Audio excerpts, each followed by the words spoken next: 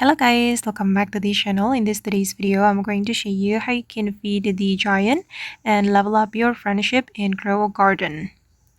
Okay, let's get into it guys. After the beanstalk has grown, you can go to the top of the beanstalk and then you can talk to the giant.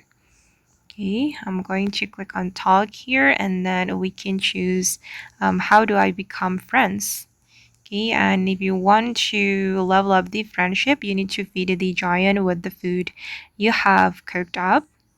Okay, and then I'm going to feed the giant.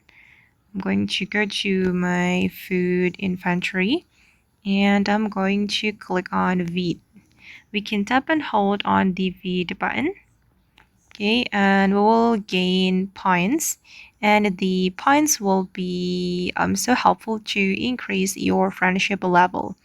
And now I'm at level 5, and you need to reach the higher level to unlock the items from the giant shop.